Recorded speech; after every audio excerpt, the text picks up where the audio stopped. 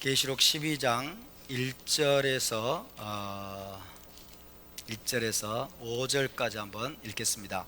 12장 1절에서 5절까지 다 같이 봉독합니다. 하늘에 큰 이적이 보이니 해를 옷 입은 한 여자가 있는데 그 발 아래에는 달이 있고 그 머리에는 12별의 관을 썼더라. 이 여자가 아이를 베어 해산하게 되매 아파서 애를 쓰며 부르짖더라. 하늘에 또 다른 이적이 보이니 보라, 한 큰 붉은 용이 있어 머리가 7이요 뿔이 10이라. 그 여러 머리에 7 왕관이 있는데 그 꼬리가 하늘의 별 3분의 1을 끌어다가 땅에 던지더라.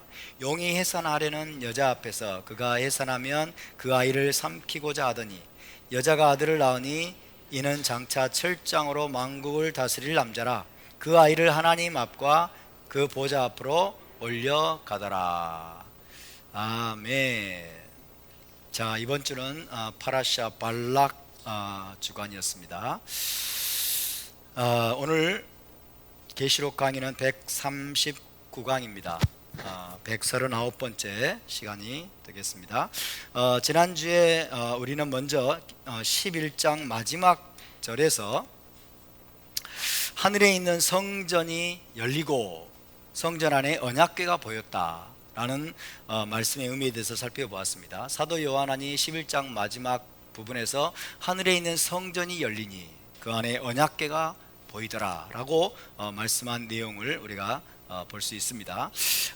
비록 땅에 있는 성전은 모두 파괴되어 버렸지만은 하늘에 있는 성전은 파괴될 수가 없습니다. 아멘. 비록 유대인 공동체는 지금 언약궤를 잃어버리고 언약의 토라를 대부분 잃어버린 상태지만은 하늘 성전에 있는 언약궤는 결코 잃어버려질 수 없습니다. 할렐루야.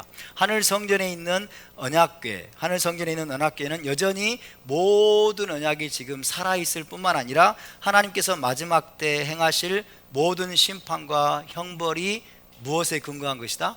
언약에 근거한 것이다.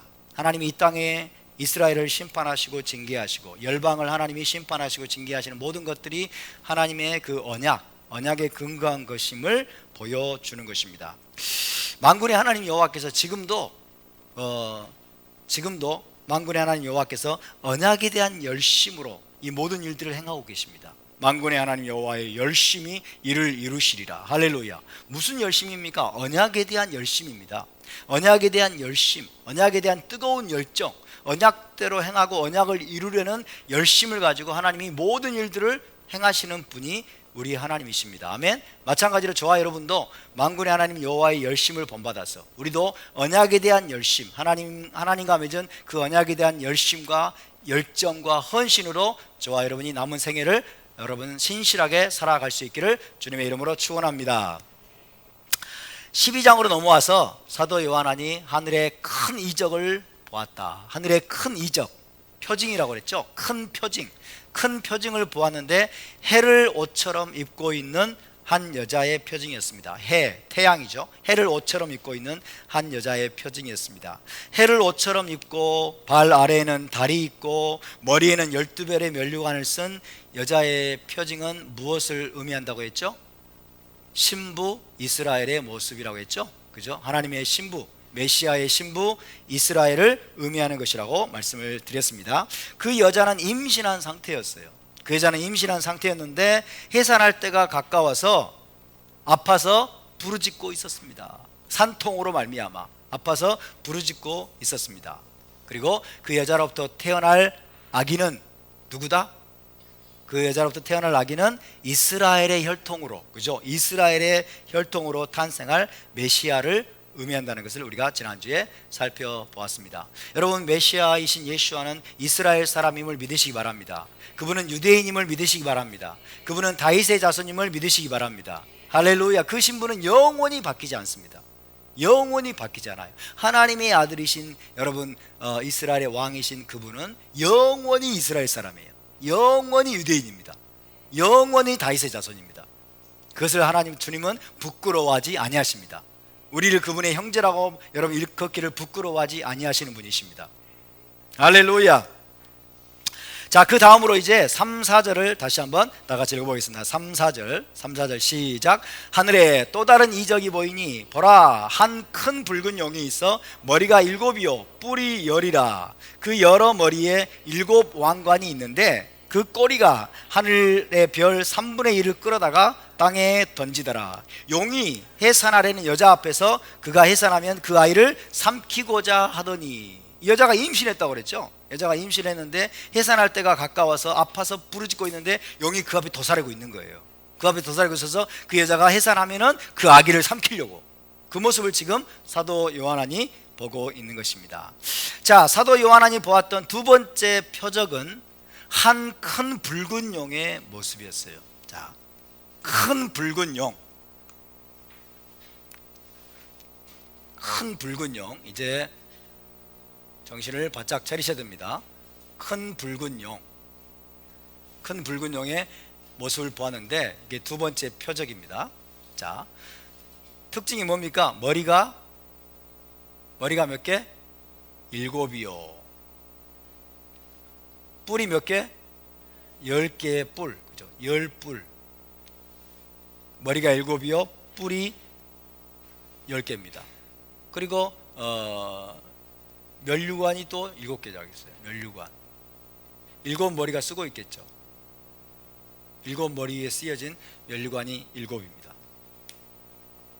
자, 7머리에 10뿔을 가지고 있었고 7머리에는 7왕관, 면류관, 7왕관이 쓰여져 있었습니다.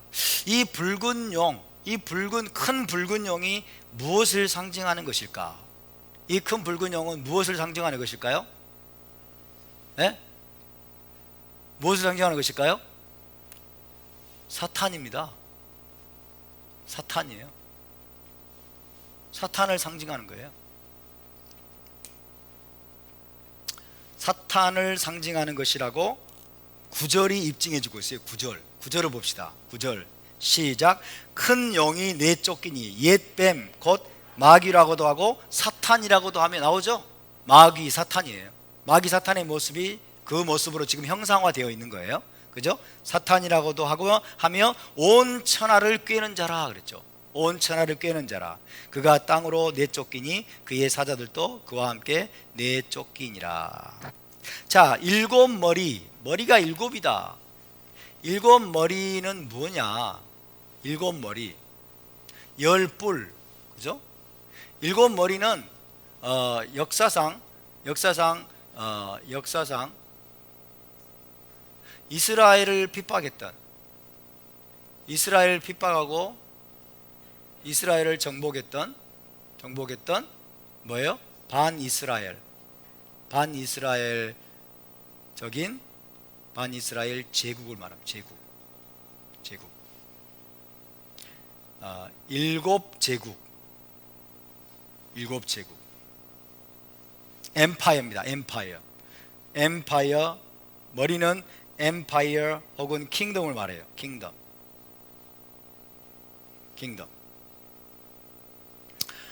7이라고 하는 숫자는 완전수예요. 완전수.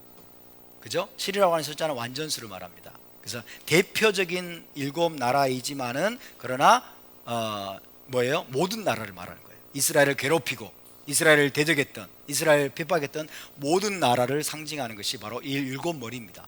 7머리. 역사상 이스라엘을 핍박하고 정복하고 괴롭혔던 반이스라엘 제국, 반이스라엘적인 킹덤을 의미하는 것이 바로 7머리를 말합니다. 10뿔은 뭘까요? 10뿔은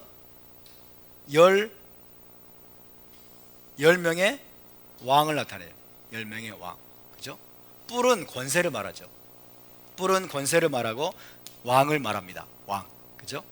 10명의 왕. 이것이 지금 사탄의 모습으로 형상화되어 있습니다. 7머리와 10뿔 가진 큰 붉은 용, 7머리와 10뿔 가진 큰 붉은 용은 사탄이 역사상 이스라엘을 대적하여 일어났던 모든 제국과 모든 왕들의 형태로 지상에 나타났다 라는 걸 말하는 거예요. 사탄은 안 보입니다. 사탄은 보이지 않는데 역사상 사탄이 그죠? 사탄이 이스라엘을 공격하고 핍박했던 뭐예요? 모든 제국들과 모든 왕들의 형태로 사탄이 나타났다는 것을 보여주고 있는 것입니다. 아멘. 특별히 일곱 머리, 일곱 제국과 그 다음에 10명의 왕. 자, 이런 이 반이스라엘적인 나라들과 반이스라엘적인 왕들의 형태로 사탄이 나타났음을 의미하는 거죠. 이해되시면 아멘.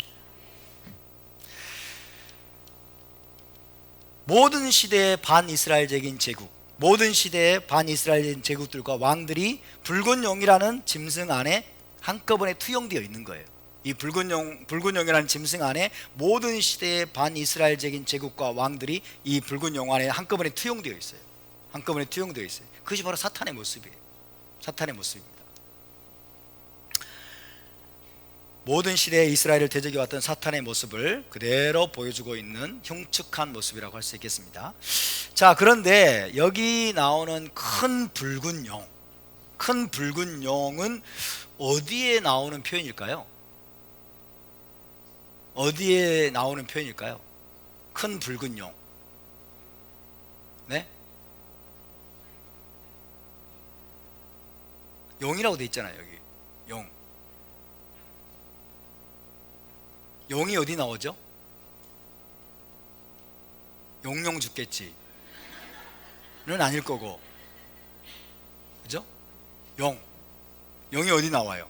용 그러면 뭐가 떠오르십니까? 용 그럼 뭐가 떠오르죠? 용 그럼 뭐가 떠올라요?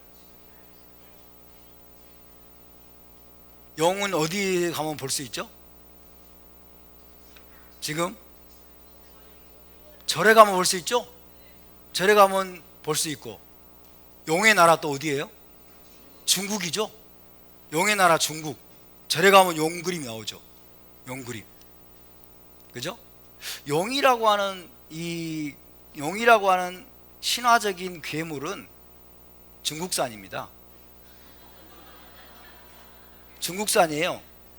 고대 중국에서 상상해서 그려내어진 만들어진 괴물이 용이죠. 맞습니까? 중국산이에요. 용은 우리가 생각하는 드래곤, 영어로는 드래곤입니다. 드래곤. 우리가 용이라는 말을 들을 때 머릿속에 떠올려지는 거 있죠? 머릿속에 떠올려지는 그 그림은 중국에서 유래한 거예요. 중국인들이 만들어낸 그림이에요. 중국인들이 상상 속에서 만들어낸 그림이에요. 이해되십니까? 네? 그건 다른 거예요. 네. 근본 기원은 중국이라고 봐야 됩니다. 네. 중국. 네?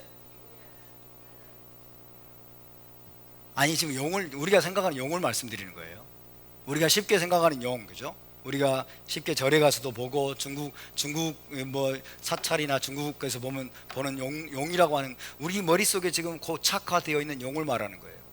우리 머릿속에 고착화되어 있는 용, 그죠? 이 용은 중국산이다.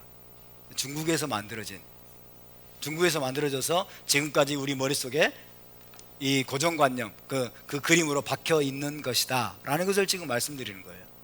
여기서 말씀하고 있는 계시록 12장에 기록되어 있는 용은 사실은 용이 아닙니다. 용은 용이 아니에요. 우리가 생각하는 용이 아니라는 거예요. 이건 히브리적인 거죠. 중국산이 아니에요. 자, 우리가 절에 가서 보는 용, 그러면 여러분 뭐가 떠오릅니까? 그 용은 뭘 상징하죠? 용 뭘 상징해요? 사찰에 가서 보는 용은 뭘 상징하죠? 사탄이에요. 그죠? 자, 용이라고 하는 것은 분명 사탄적인 존재이긴 하지만 여러분, 성경에서 말하는 사탄이 중국산 용의 의미가, 용의 모습을 하고 있지는 않다는 거예요. 중국인들이 그려낸 그 용의 모습을 하는 것은 아니라는 거예요.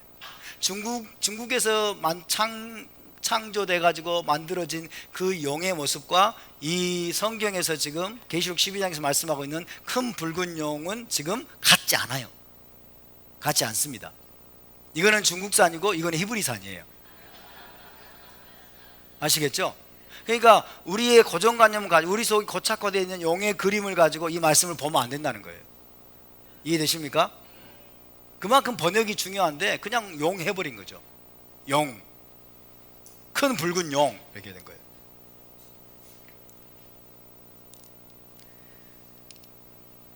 그래서 용이라는 번역은 참 아쉬운 번역입니다.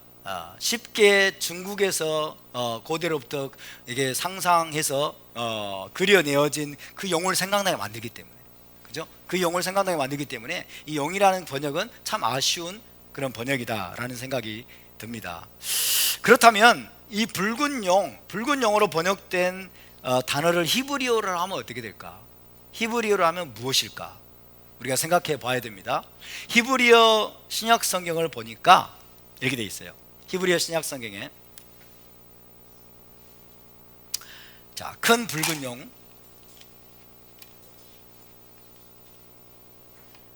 큰 붉은 용은 이렇게 돼 있어요.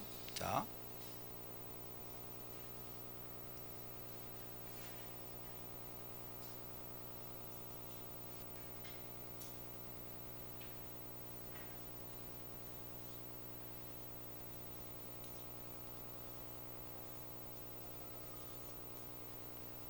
탄닌가돌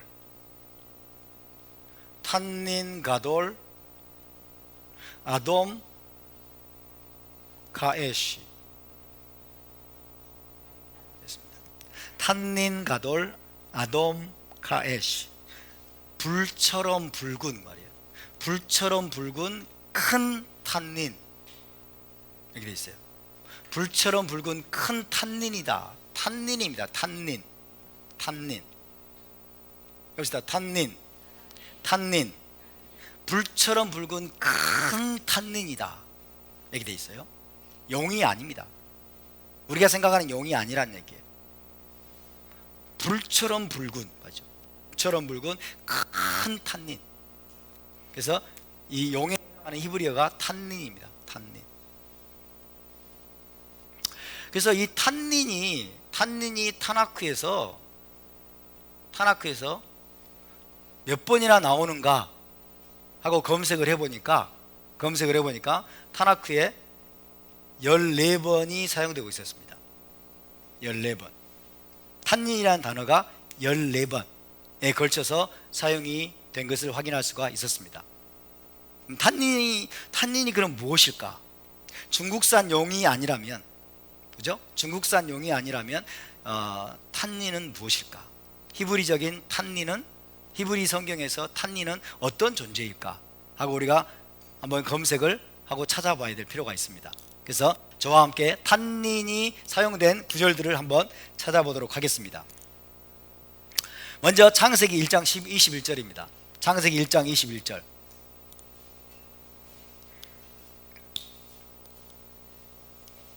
창세기 1장 21절. 그래서 우리 히브리 관점으로 성경을 공부하면 아주 재밌어요. 창세기 1장 21절 시작. 하나님이 큰 바다 짐승들과 물에서 번성하여 움직이는 모든 생물을 그 종류대로, 날개 있는 모든 새를 그 종류대로 창조하시니 하나님이 보시기에 좋았더라. 아멘. 이게 5번째 날이죠. 하나님이 큰 바다 짐승들과 물에서 번성하여 움직이는 모든 생물을, 물에서 번성하여 움직이는 생물들을 창조하셨는데, 큰 바다 짐승들, 따라서 큰 바다 짐승들,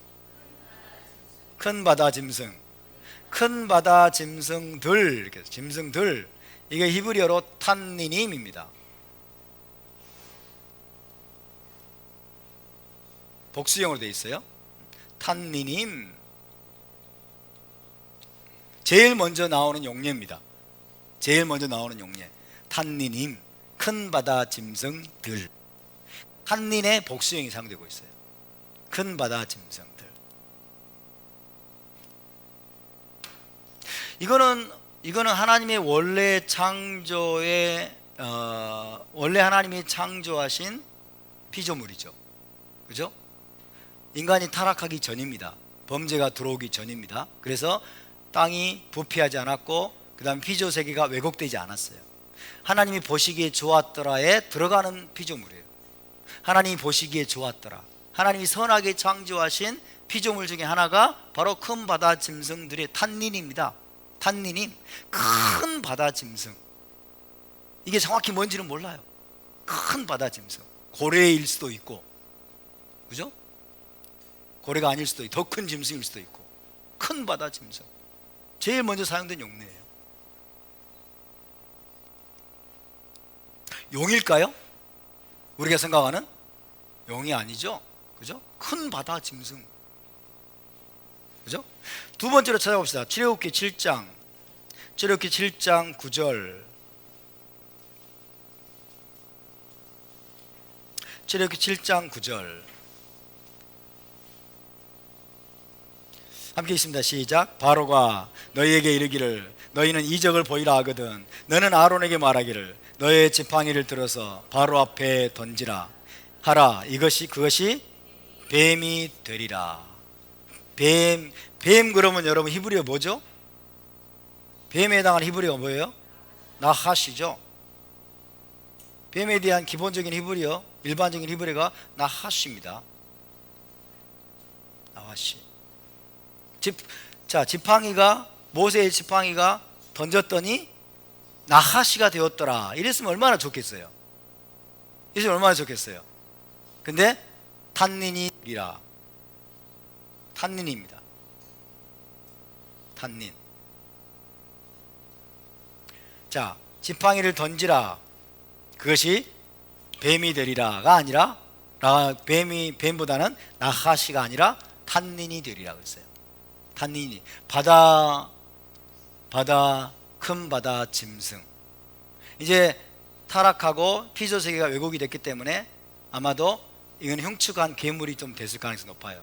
그래서 바다의 괴물, 그죠? 바다의 어떤 무시무시한 뱀 같은 존재, 탄닌이 되리라.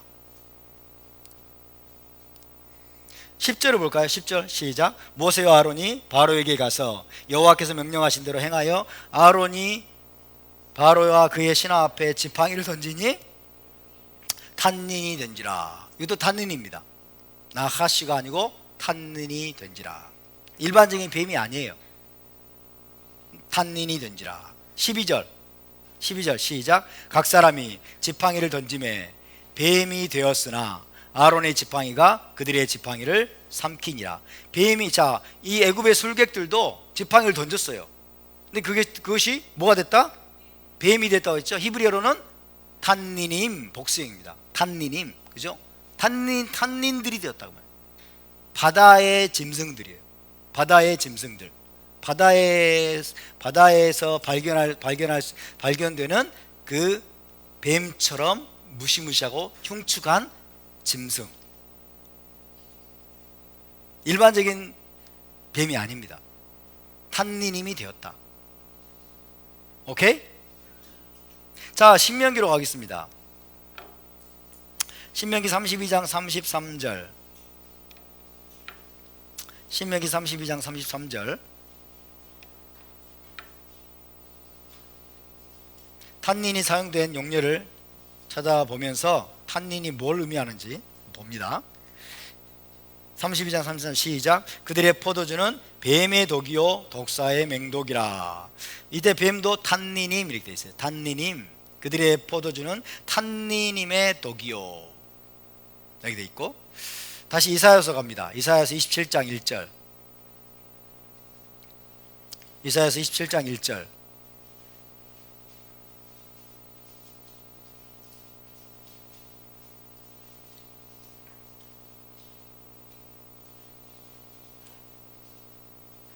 이사야서 27장 1절 시작. 그날에 여호와께서 그의 견고하고 크고 강한 칼로 날렘 뱀 리워야단 곧 꼬불꼬불한 뱀 리워야단을 벌하시며 바다에 있는 용을 죽이시리라. 바다에 있는 용이 아니고 탄닌입니다. 바다에 있는 탄닌을 죽이시리라 이렇게 되어 있어요. 바다에 있는 탄닌을 죽이시리라. 여기서 날렘 뱀 리워야단, 리워야단은 히브리어 레비아탄이에요. 레비아탄. 리워야단, 곧 꼬불꼬불한 뱀 리워야단을 벌하시며 바다에 있는 탄닌을 죽이시리라.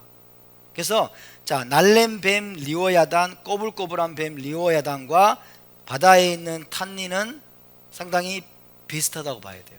동격이라고 봐야 돼요. 그래서 날렘 뱀 레비아탄, 꼬불꼬불한 뱀 레비아탄, 바다에 있는 탄닌, 그죠? 처음에 탄닌님이 뭐에 어디에 사용됐어요? 큰 바다죠. 큰 바다, 바다의 큰 존재, 그죠? 큰 짐승들. 그게 이제 리워야탄과 같은 존재가 된 거예요. 그죠? 탄닌, 꼬불꼬불한 날렘 뱀, 꼬불꼬불한 뱀 리워야탄. 이사야서 51장 9절로 가겠습니다. 이사야서 51장 9절.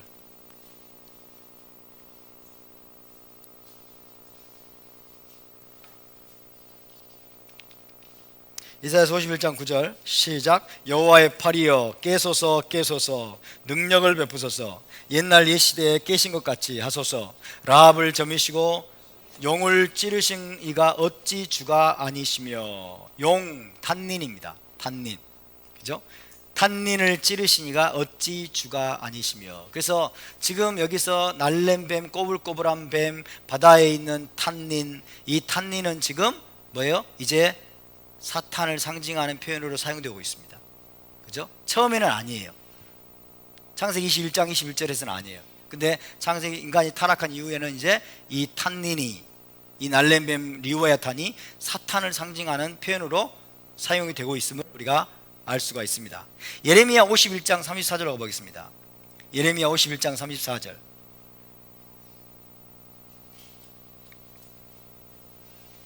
예레미야 51장 34절. 자, 빨리빨리 찾으세요. 예레미야 51장 34절 다 같이 봉독합니다. 바벨론의 느부갓네살 왕이 나를 먹으며 나를 멸하며 나를 빈 그릇이 되게 하며 큰 뱀같이 나를 삼키며 나의 좋은 음식으로 그 배를 채우고 나를 쫓아내었으니. 큰 뱀같이 나를 삼키며 그랬어요. 여기서도 탄닌입니다. 탄닌, 탄닌같이 나를 삼키며.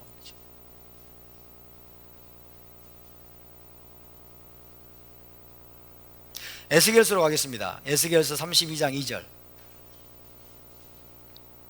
에스겔서 32장 2절. 예레미야 다음에 예레미야 에가가 있고 그 다음에가 에스겔이죠. 에스겔 32장 2절 시작. 인자야, 너는 애굽의 바로 왕에 대하여 슬픈 노래를 불러 그에게 이르라. 너를 여러 나라에서 사자로 생각하였더니 실상은 바다 가운데 큰 악어라. 강에서 뛰어 일어나 발로 물을 휘저 그 강을 더럽혔도다. 애굽 왕 바로, 애굽 왕 바로에 대해서 하나님 뭐라고 말씀하시냐면 바다 가운데 큰 악어라 그랬어요. 바다 가운데 탄닌이라, 탄닌이라, 탄닌이라. 바다 가운데 있는 탄닌이다. 그죠?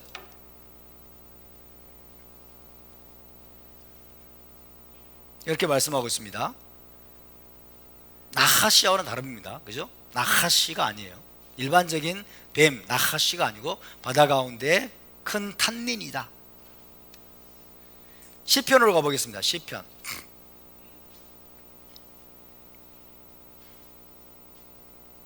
시편 74편 13절.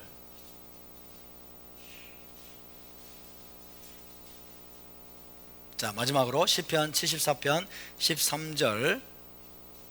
시편 74편 13절을 다 함께 봉독합니다. 시작. 주께서 주의 능력으로 바다를 나누시고 물가운데 용들의 머리를 깨뜨리셨으며. 이렇게 됐죠. 물가운데 용들 그랬어요. 용들. 이 용들이 히브리어로 탄니님, 탄니님, 탄니님의 머리를 깨뜨리셨다. 이렇게 말씀하고 있어요. 탄니님. 자, 이런 말씀들을 이제 우리가 정합을 해보면, 이런 말씀들을 정합을 해보면 창세기 1장에서 하나님이 지으신 탄니님, 큰 바다 생물, 큰 바다 생물은 인간이 타락하기 전입니다. 하나님이 선하게 지으신 거예요. 그죠? 하나님이 선하게 지으신 하나님이 보시기에 좋았던 그 피조물이 맞습니다. 그 피조물이 맞아요. 그런데 그 이후에 이 탄닌은 인간이 타락한 이후에 이제 피조물의 왜곡이 일어나는 거예요. 인간이 타락한 이후에 피조세계에 왜곡이 일어납니다. 가시가 나죠, 막. 그죠? 가시와 엉겅퀴가 원래 있었어요, 없었어요? 없었어요. 가시가 막 생겨나고 엉겅퀴가 나고, 그 다음에 피조세계가 왜곡이 돼요. 인간이 타락하기 전에 바퀴벌레 있었을까요? 없었을 거예요, 아마. 피조물이 왜곡되면서 생겨난 게 바퀴벌레 같은 것들이에요. 그죠? 피조물이 왜곡되는 거예요. 그러면서 이제 이 탄닌이 어떻게 왜곡이 되느냐?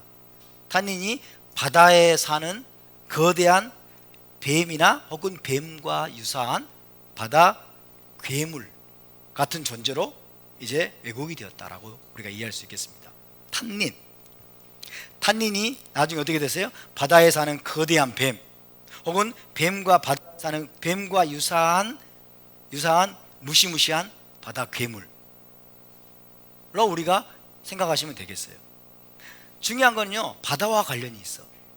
그죠? 일반적으로 땅에 기어다니는 나하시가 아니에요. 그죠? 바다가 그래서 사망의 처소라고 되어 있죠. 성경에는 바다는 사망의 처소예요. 바다와 관련이 있습니다. 바다에 사는 괴물이에요.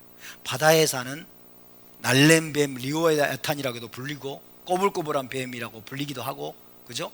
그렇지만은 바다에 살면서 뱀과 유사하지만 정확하게 뱀이라고 하기는 어렵고, 그죠? 뱀과 유사하면서도 무시무시하고 아주 흉측한 거대한 괴물 같은 존재.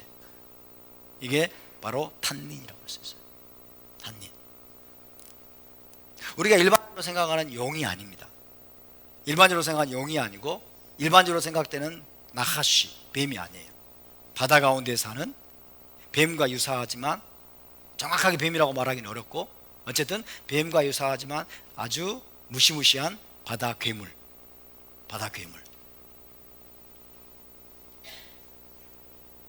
그 정도로 우리가 이해하시면 되겠습니다. 악어도 정확한 표현이 아니에요. 악어가 탄닌이다, 그렇게 생각할 수 없어요. 악어로 번역하는 것도 정확한 번역이 아닙니다. 어쨌든 바다에 사는 무시무시한 뱀 혹은 그와 유사한 바다 괴물로 이해하는 것이 좋을 것 같습니다. 이사야서와 에스겔 그리고 시편 말씀을 우리가 종합해 보면 하나님은 그분을 대적하는 악이나 사탄적인 존재를 날렘뱀 리오야단이라고 말하고 있죠. 꼬불꼬불한 뱀 리오야단 혹은 탄닌으로 묘사하고 있어요. 거대한 바다 괴물, 그죠? 꼬불꼬불하고 아주 무시무시한 뱀과 같은 바다 괴물이 뭐예요? 악입니다. 악. 그리고 사탄을 하나님이 그런 식으로 지금 표현하고 있음을 우리가 발견할 수가 있습니다. 정확히 어떻게 생겼는지 알 수가 없어요. 상상할 뿐입니다. 정확히 어떻게 생겼는지 알 수는 없지만 인터넷 제가 구글링을 해보니까 리오야탄, 세븐 헤디드 리오야탄 해보니까 막 흉측한 괴물들이 나오더라고. 흉측한 괴물들은 막 뱀처럼 미끈하죠. 뱀처럼 미끈한 몸을 가지고 있고 막 얼굴은 흉측하고 막 이런 것들을 가지고 있는데 그 정도로 상상하면 돼요. 상상하면 됩니다. 어쨌든 바다와 관련이 있습니다. 바다에 사는 뱀과 같은 무시무시한 바다 괴물이다. 그것이 때로는 날렘뱀 리오야탄, 꼬불꼬불한 뱀 리오야탄으로 묘사가 되기도 하지만 탄닌이라는 단어로 지금 표현되고 있다라고 생각하시면 되겠습니다. 아멘. 굉장히 흉측하고 무시무시한 바다 괴물의 모습을 우리가 떠올리면 될 것 같아요. 그럼으로써 이 탄닌이 바로 사탄을 상징하는 존재로 사용되고 있다는 것입니다. 자, 요약을 해보면 계시록 12장 3절에 큰 붉은 용, 이 큰 붉은 용은 중국에서 만들어진 상상의 동물인 용이라기보다는 바다에 사는 거대한 뱀이나 혹은 뱀처럼 무시무시하고 흉측한 바다 괴물인 탄닌이라고 이해하는 것이 더 정확하다고 말할 수가 있겠습니다. 창세기 3장에서 사탄은 간교한 뱀으로 형상화가 됐어요. 그죠? 창세기 3장에서는 사탄이 간교한 뱀으로 형상화가 됐습니다. 나하시로 형상화가 됐어요. 그런데 이제 역사를 거쳐오면서 사탄은 애굽을 비롯해서 바벨론, 아수르, 그다음에 뭐 메데 바사 이런 반이스라엘적인 제국들의 형태로 나타났어요. 사탄이, 그죠? 바벨론의 모습으로 나타나고, 애굽의 모습으로 나타나고, 아수르의 모습으로 나타나고, 메데 바사의 모습으로 나타나고, 그죠? 역사를 거쳐오면서 사탄이 여러 가지 모양과 형상으로 자기를 나타냈기 때문에 이제 모든 역사의 마지막에는 이제 그 많은 사탄이 역사 속에 나타났던 그 많은 제국들의 모습을 상징하는 머리들이 생겨난 거예요. 그렇죠? 7머리가 생겨난 거예요. 7머리가. 이해되십니까? 창세기 3장에서는 역사의 시작기에 불과하잖아요. 그러니까 그냥 단순하게 강교한 뱀이에요. 그런데 역사를 거쳐오면서 그 사탄이 다양한 모습으로 나타난 거예요. 바빌론의 제국의 모습으로, 그 다음에 메데바사 제국의 모습으로, 헬라 제국의 모습으로, 여러 가지 모습으로 나타났기 때문에 이제 머리가 생겨난 거예요. 7머리가 생겨난, 그 다음에 생겨난 거대한 붉은 탄닌, 바다 괴물, 무시무시한 7머리를 가진 무시무시한 바다 괴물의 모습으로 일종의 진화를 했다라고 우리가 생각하면 되겠습니다. 사탄의 본질은 변하지 않죠. 사탄의 본질은 변하지 않지만 역사를 거쳐오면서 다양한 모습으로 나타났음을 상징적으로 보여주는 거예요. 이해되시죠? 더 악해졌다. 아니, 원래 악해요. 더 악해졌다가 아니라 창세기 3장에서는 역사가 시작되기 직전이잖아요. 그러니까 단순한 모습으로 나타났지만 역사를 거치면서 다양한 모습으로 나타난 것을 상징적으로 보여주는 게 7머리인 거예요. 7머리 10뿔 같은 그 무시무시한 바다 괴물 탄닌의 모습으로 이제 사탄이 마지막에 보여지고 있는 것입니다. 이해되시면 아멘. 그런 모습으로 이제 처음에는 단순한 강교한 뱀의 모습으로 사탄이 나타났지만은 이제 마지막 때에는 큰 붉은 7머리를 가진 탄닌과 같은 바다 괴물의 모습으로 변모해서 나타나고 있다라는 것을 우리가 알 수 있겠습니다. 그래서 붉은 용, 그러면 용을 떠올리지 마세요. 아시겠죠? 용을 떠올리지 말고 큰 바다 괴물이다, 이거. 무시무시한. 그거는 뱀과 유사할 수도 있고 뱀과 다를 수도 있어요. 어쨌든 바다 가운데 사는 큰 바다 괴물의, 무시무시한 바다 괴물의 모습으로 탄닌이라는 단어로 지금 사탄이 그렇게 형상화되어서 나타난다. 상징적으로 하나님이 그렇게 표현하고 계시다라고 생각하시면 되겠습니다. 자, 그렇게 사탄을 상징하는 이 무시무시하고 흉측한 바다 괴물 탄닌이 7머리와 10뿔을 가지고 있는데, 그 7머리와 10뿔을 가진 그 괴물의 모습은 어디에서 제일 먼저 나타나느냐? 다니엘서 7장에 나타나고 있습니다. 다니엘서 7장에 묘사된 짐승과 연결이 되고 있어요. 자, 한번 보겠습니다. 다니엘서 7장 7머리를 가지고 있다, 10뿔을 가지고 있다 라는 것이 무엇을 의미하는가? 다니엘서 7장을 보면 우리가 그 의미를 정확하게 이해할 수 있습니다. 다니엘서 7장으로 가겠습니다. 다니엘서 7장 3절부터 8절까지입니다. 다니엘이 꿈속에서 보았던 환상이에요. 다니엘이 꿈속에서 보았던 짐승의 환상입니다. 짐승의 환상. 자, 다니엘서 7장 3절에서 8절을 저와 여러분이 한번 교독을 해보겠습니다. 제가 3절을 읽습니다. 큰 짐승 넷이 바다에서 나왔는데 그 모양이 각각 다르더라.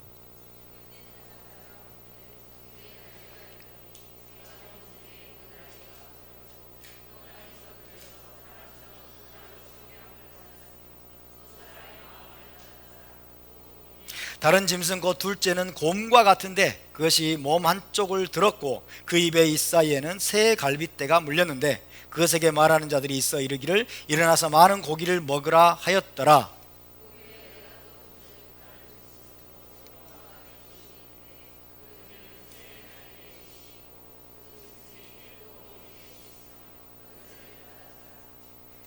내가 밤 환상 가운데 그 다음에 본 넷째 짐승은 무섭고 놀라우며 또 매우 강하며 또 새로 된 큰 이가 있어서 먹고 부서뜨리고 그 나머지를 발로 밟았으며 이 짐승은 전에 모든 짐승과 다르고 또 10뿔이 있더라.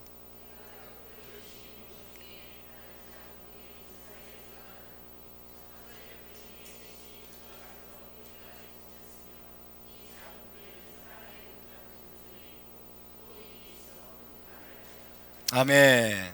자, 여기에 다니엘이 꿈에 본 네 짐승의 환상이 기록되어 있습니다. 자,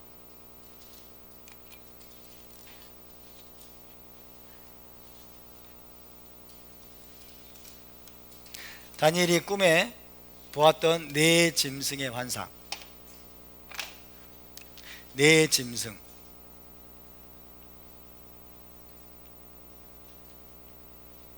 첫 번째 짐승이 뭐죠? 사자라고 했어요. 두 번째 짐승은 곰이죠. 세 번째 짐승은 네?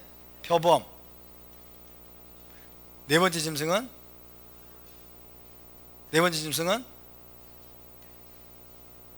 네? 네 번째 짐승은 몹시 사나운 괴물이에요. 그죠? 자, 네 짐승. 먼저 우리가 네 짐승이 무엇을 의미하는지 알아야 됩니다. 짐승이 무엇을 상징한다? 제국을 상징한다. 제국, 왕국, 그죠?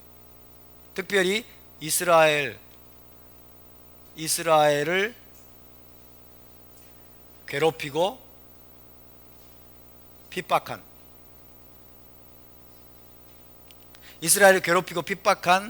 반이스라엘적인 제국, 킹덤, 엠파이어를 상징합니다. 먼저 이것을 분명히 알아야 됩니다. 아시겠죠? 짐승. 사자, 첫 번째 짐승은 사자예요. 사자는 무엇을 상징합니까? 사자는 바벨론 제국을 상징합니다. 바벨론. 나중에 나옵니다. 자, 곰은 뭘 상징할까요? 메데바사. 페르시아입니다. 표범은 뭘 상징할까요? 헬라 제국이에요. 헬라 제국. 몹시 사나운 괴물.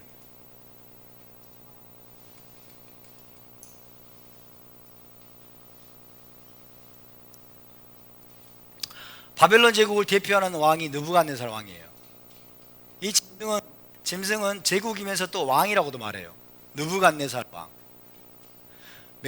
페르시아 제국을 대표하는 왕이 누구예요? 고레스죠. 헬라 제국을 대표하는 왕이 누구예요? 알렉산더. 그죠?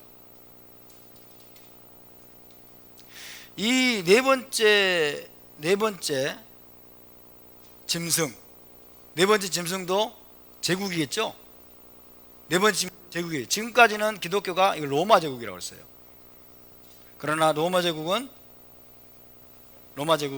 여기에 네 번째 짐승이라고 말하기가 어려워요. 이제 이 모든 시대의 마지막에 분명히 밝혀지고 있는데, 이 네 번째 짐승은 뭘까요? 이슬람 제국입니다. 이슬람 제국이라는 해석이 더 분명해 보입니다. 이슬람 제국. 자, 여기서 우리가 알아야 될 것은 이 세 번째 제국까지는요, 과거예요. 과거. 지금 우리의 관점에서도. 근데 이 네 번째 짐승은 아직 미래, 아직 성취가 안 됐어요. 성취가 아직 안 됐어요. 다시 말하면 여러분, 선지서 말씀의 중요한 포커스는 어디인 줄 아세요? 여호와의 날. 그죠? 여호와 아도나이. 여호와의 크고 두려운 날. 즉 마지막 때에 일어날 일을 특별히 예언하고 있는 게 선지서의 중요한 특징입니다. 그러니까 물론 바벨론 제국이 있었어요. 메데바사 제국이 짐승이었어요. 곰처럼 했어요. 헬라 제국도 구이 나타났어요.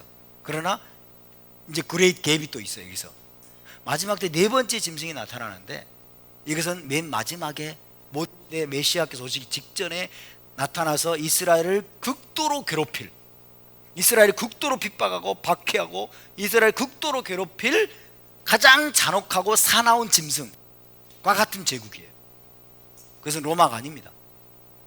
마지막 때 메시아께서 오시기 전에 로마 제국이 다시 부활할 것이라고 생각하시는 분, 로마 제국이 다시 부활할까요? 그런 가능성은 제로예요, 제로. 그러나 지금 꿈틀거리고 다시 부활을 꿈꾸고 있는 게 이슬람 제국이에요. 그래서 이거는 몹시 사나운 이 괴물은 이슬람 제국을 의미하는 것입니다. 마지막 때에 나타날 이슬람 제국을 의미하는 거예요. 오케이? 자, 짐승.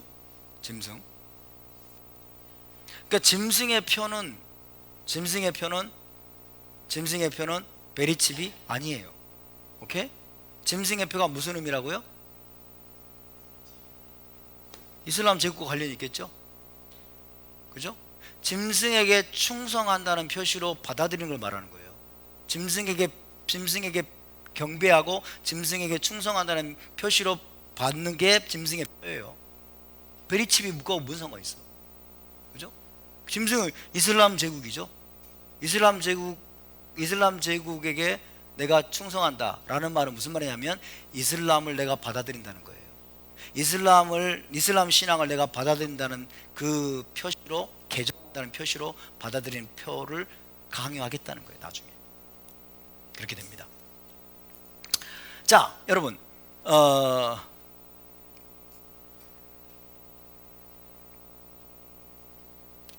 여기에 이제 열뿔이 있어요. 열뿔이 나오죠. 열뿔. 다니엘서 7장에 나오는 짐승의 환상과 계시록 12장에 나오는 큰 붉은 탄닌, 바다 괴물의 환상과의 공통점이 뭐예요? 공통점. 열뿔이죠. 열뿔. 또 괴물이다. 이것도 공통점이죠. 또 공통점이 뭐예요?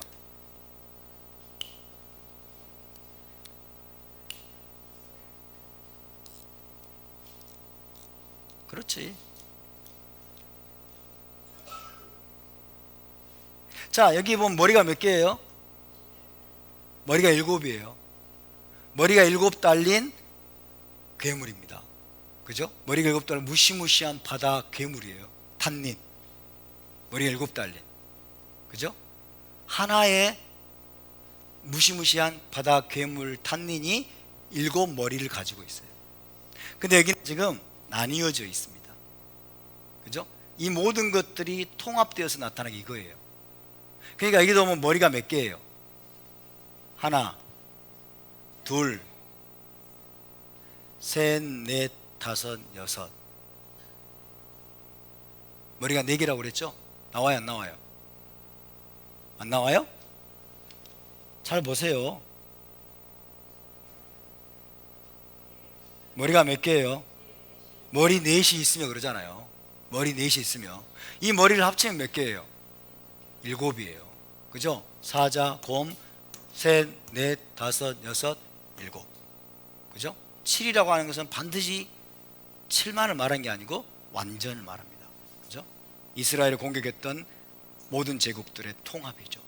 그죠? 어쨌든 자, 이 머리를 합치면 7머리가 돼요. 그죠? 그러니까 이런 순서대로 제국들이 일어났어요. 앞으로 일어날 겁니다. 이렇게 해서 사탄이 이렇게 역사한 거예요. 근데 이것을 하나로 보여주는 게 바로 이거예요.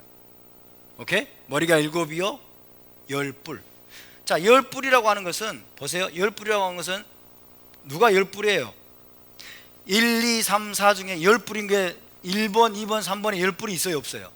열뿔이 없어요. 그러면 열뿔이라고 하는 것은 어디에 있어요? 마지막에 나타날 몹시 사나운 괴물. 그죠? 여기에 열뿔이 있는 거예요.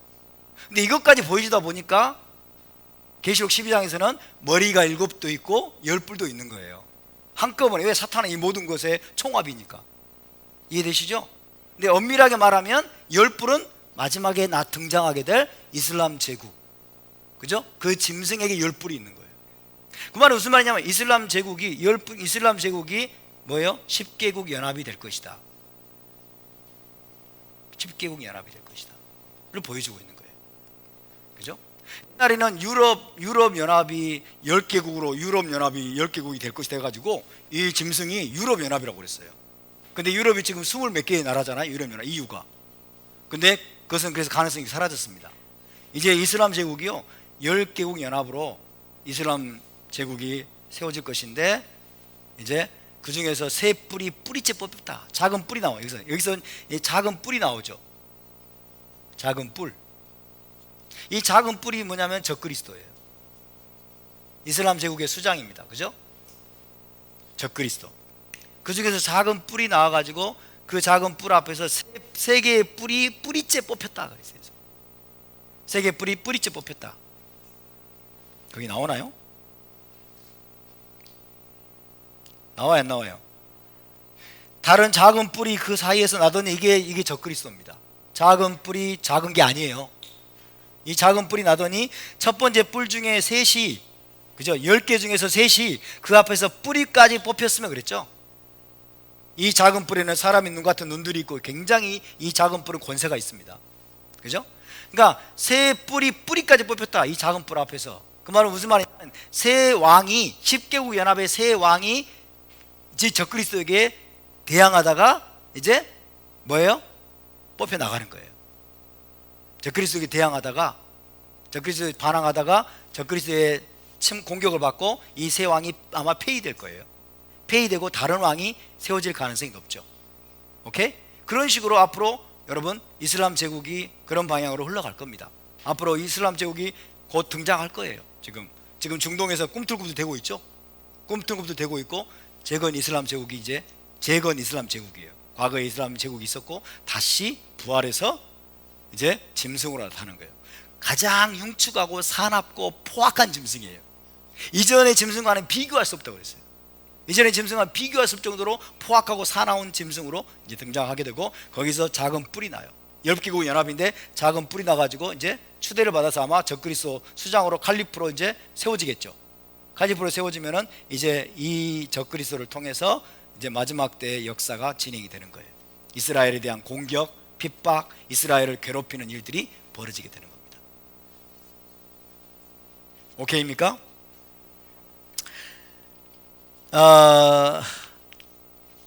자, 이 짐승이 무엇을 의미하는지 다니엘이 알았을까요? 몰랐을까요? 알았을까요? 몰랐을까요? 몰랐어요.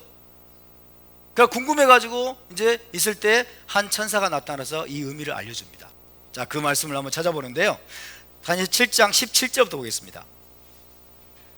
천사가 다니엘에게 알려준 해석입니다. 다니엘서 7장 17절에서 27절, 17절 27절 제가 읽습니다. 그 네 큰 짐승은 세상에 일어날 네 왕이라 그랬어요.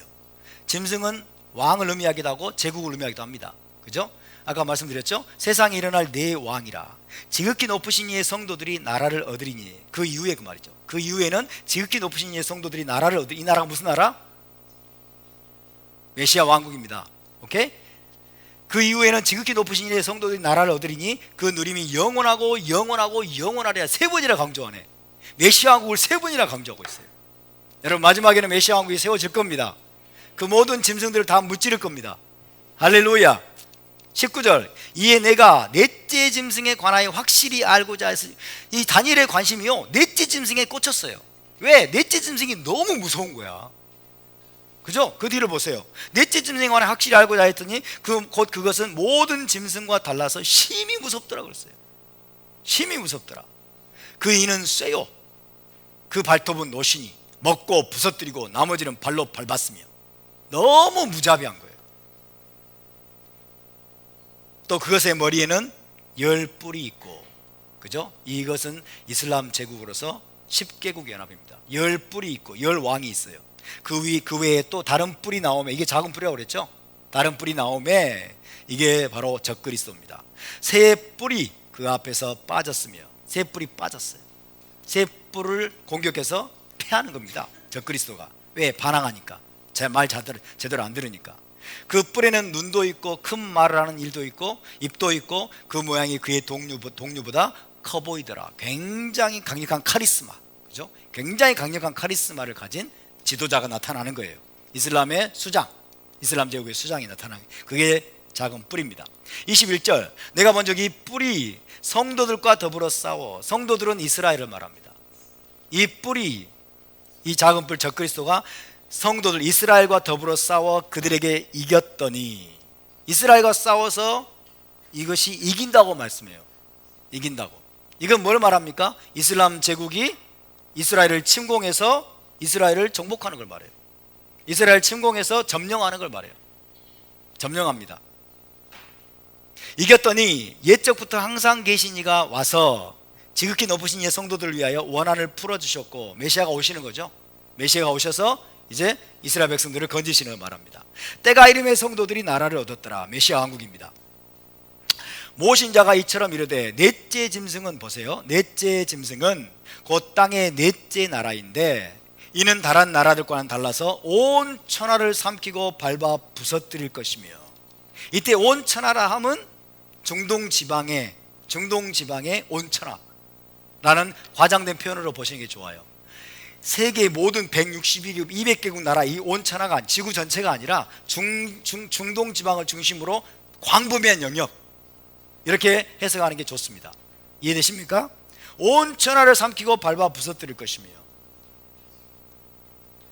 자, 중동 지방을 중심으로 해서 광범위한 영역을 여러분 정복하고 점령하고 부서뜨리고 짓밟고 다스리게 될 왕국은 로마 제국일까요?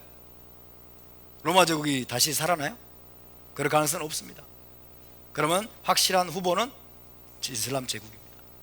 이슬람 제국이 부활할 겁니다. 조만간에. 24절, 그 열 뿔은 그 나라에서 일어날 열 왕이라고 그랬죠.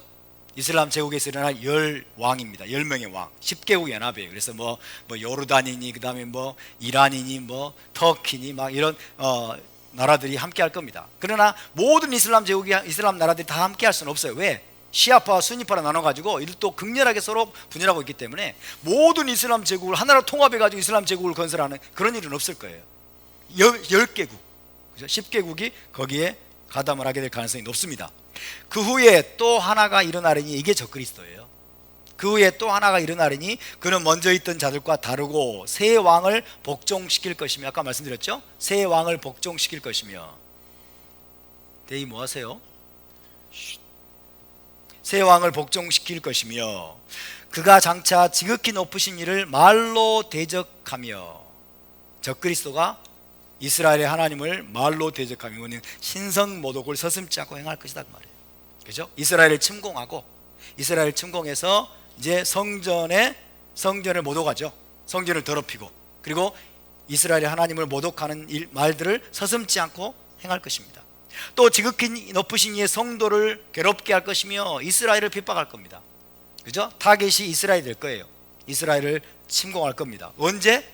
7년 평화 조약을 맺고 그 중간쯤 되는 3년 반이 지나고 나면 이스라엘 침공해서 성전을 더럽히고, 그 다음에 유대인들을 무지막지하게 핍박할 겁니다. 엄청나게 학살을 하고, 그 다음에 노예로 포로로 끌고 가고, 그렇게 할 겁니다. 그러니까 이 기세가 너무나 무서운 거예요. 너무나 사나운 거예요. 닥치는 대로 짓밟고, 닥치는 대로 공격하고, 닥치는 대로 죽이고. 그러니까 다른 짐승들과 다르다고 말하는 거예요. 이게 이슬람의 특성이 아닙니까? 우리가 과거에 아이시스가 사람들을 막 참수하는 거 보셨죠? 사람들 목 잘라 죽여요. 목 잘라 죽여. 그 정도로 잔인한 집단이에요. 지극히 높으신 이의 성도를 괴롭게 할 것이며 그가 또 때와 법을 고치고자 할 것이며. 때와 법을 고치고자 한다는 말은 무슨 뜻일까요? 때는 뭘 나타내죠? 절기. 법은 뭘 나타내죠? 토라. 그러면 때와 법을 고치고자 할 것이면 무슨 뜻일까요? 이스라엘의 신앙을 금지시킨다는 겁니다. 이스라엘 신앙을 금지시키고 뭐 한다는 거예요? 이슬람 개종을 강요한다는 거예요. 이슬람으로 개종할 것을 강요할 것입니다. 그리고 이슬람으로의 개종을 거부하는 자들은 여러분 닥치는 대로 죽이거나 혹은 노예로 끌고 갈 겁니다. 이런 일이 벌어질 거예요.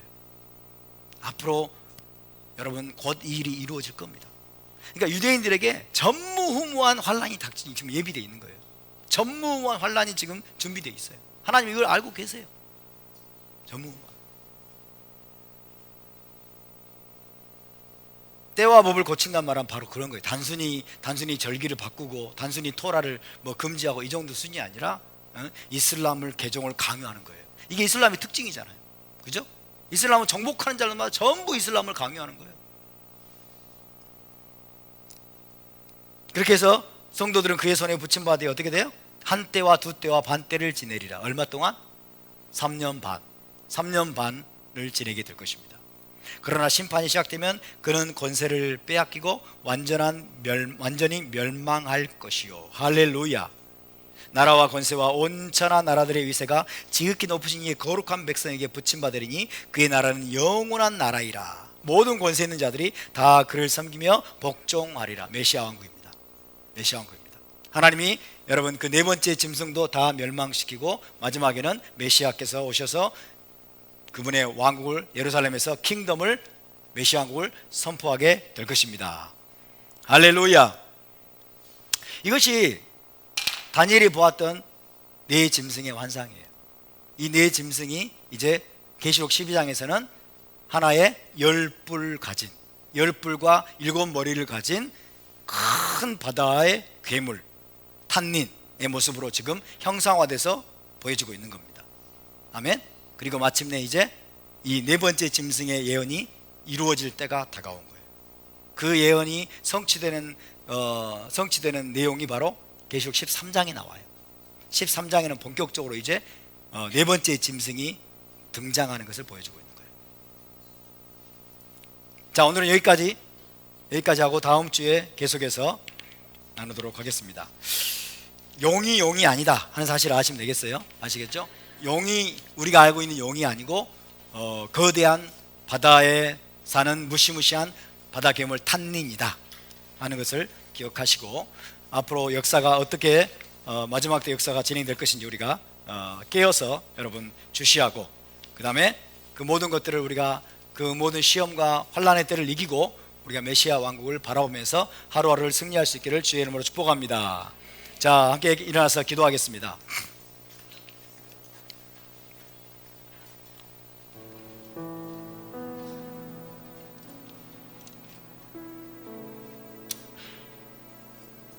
짧게 우리 기도하고 마치겠습니다. 하나님, 마지막 때일수록 우리가 더 깨어있기를 원합니다. 우리가 살고 있는 이 시대가 하나님의 구속의 시간표에서 어느 경점에 와 있습니까? 당신의 백성 이스라엘에게 전무후무한 환란이 닥치고 그리고 이스라엘의 하나님을 섬기는 자들에게도 동일한 환란이 닥칠 터인데 주님, 우리가 우리의 믿음을 지키고 우리의 자녀들을 지키고 그 모든 환란을 우리가 넉넉히 통과해서 당신의 영원한 나라 메시아 왕국에 들어가기 합당한 자들로 준비되게 하여 주시옵소서. 우리 함께 동성으로 기도하겠습니다. 거룩하신 아버지, 감사와 찬양과 존귀와 영광을 주께 올려드립니다. 주님, 우리가 이 마지막 때 중의 마지막 때를 살고 있는데 우리가 더욱더 깨어있기를 원하고 주님, 우리가 세상의 모든 아버지 연락을 추구하지 아니하고 세상에 우리가 함몰되지 아니하고 세상의 많은 일들에 함몰되는 것이 아니라 하나님의 관점으로 세상을 바라보며 이 시대가 우리가 살고 있는 시대가 하나님의 구속의 역사에서 어느 경점에 와 있는지를 깨닫고 우리가 주님의 나라를 위해서 예배되게 도와주시고 전무후무한 대환란과 대핍박의 시대를 대비해서 우리의 믿음을 굳건하게 하며 주님, 우리의 무장을 굳건하게 해서 모든 고난과 환란을 이기고 승리하는 믿음의 사람들로 발견되고 메시아 왕국에 들어가기 합당한 자들로 준비되는 시즌이 되게 하여 주시옵소서. 감사드리며 주 예수와 마시아 그 이름으로 기도하옵나이다. 아멘. 제사장 기도를 마치겠습니다. 예바레케카 아도나이 베이시메레카 야엘 아도나이 파나벨레카 비후네카 이사 아도나이 파나벨레카 베야셈레카 샬롬. 여호와는 내게 복을 주시고 너를 지키시기를 원하며 여호와는 그의 얼굴을 내게 비추사 은혜 베푸시기를 원하며 여호와는 그 얼굴을 내게로 향하여 드사 평강 주시기를 원하노라. 베셈 예슈와 메시케이누 사르하 샬롬. 할렐루야. 우리 하나님께 영광의 박수를 드리겠습니다. 감사합니다.